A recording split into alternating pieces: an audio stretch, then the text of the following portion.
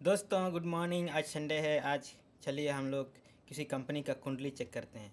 दोस्तों हम लोग शादी से पहले लड़की हो या लड़का उसका कुंडली चेक करते हैं, बैकग्राउंड चेक करते हैं, फिर शादी की बात बढ़ाते हैं।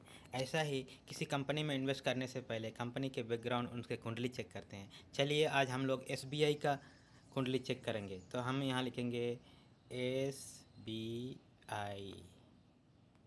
State bank of India. State bank of India में मैक्सिमम लोगों का अकाउंट रहता है दोस्तों, इसलिए आज इसी का कुंडली चेक करेंगे हम लोग। अभी हम लोग इसका क्वार्टर रिजल्ट देखेंगे।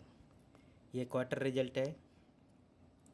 इसमें रेवेन्यू देखेंगे, कंपनी के पास रेवेन्यू कैसा है। ये रेवेन्यू ऐसा रहना चाहिए, रेवेन्यू, नेट प्रॉफिट, ये वगैरह असेंडिंग ऑर्डर में रहना चाहिए, यानी बढ़ते बढ़ते क्रम में रहना चाहिए। जैसे यहाँ 91,000 करोड़ रेवेन्यू है, कब? दिसंबर 22 में।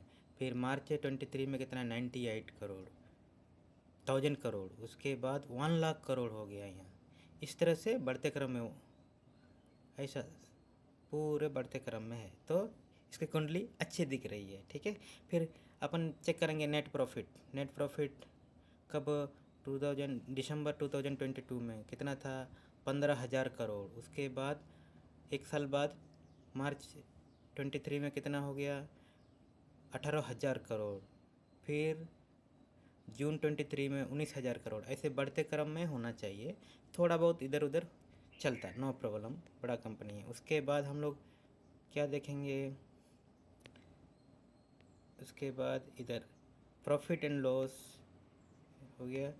उसके बाद बैलेंस शीट देखेंगे। ये बैलेंस शीट, इसमें बोरोइंग कितना है वो चेक करेंगे। बोरोइंग जो है ना किसी भी कंपनी में, वो डिक्रीजिंग ऑर्डर में रहना चाहिए, कम होते रहना चाहिए। ये लास्ट साल जितना था आज थोड़ा कम होना चाहिए, आने वाले साल में और कम होना चाहिए, यानी कर्जे को कंपनी चुका रहा हो।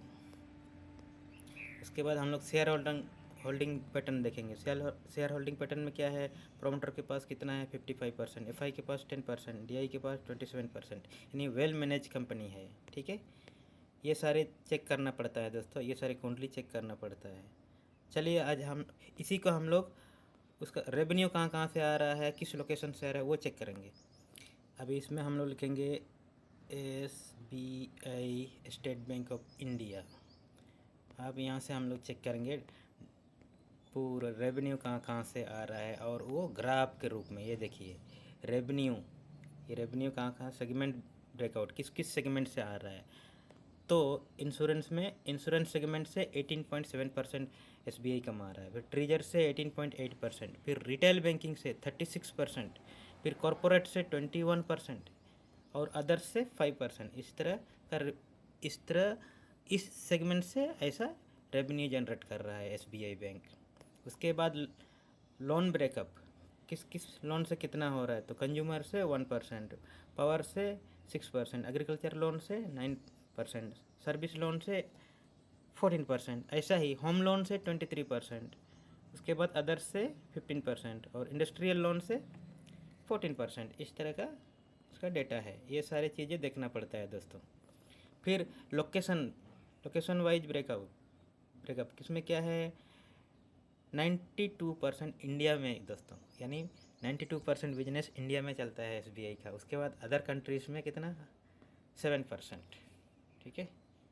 उसके बाद इंश्योरेंस में किस किस इंश्योरेंस से? रिटेल बैंकिंग, ये ऑपरेशन प्रॉफिट। ओके।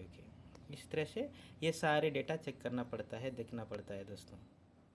तो है ना दोस्तों मज़ेदार, हम लोगों ने SBI का कुंडली चेक कर लिया। कुंडली अच्छा है तो हम इन्वेस्ट करेंगे। ओके बाय दोस्तों।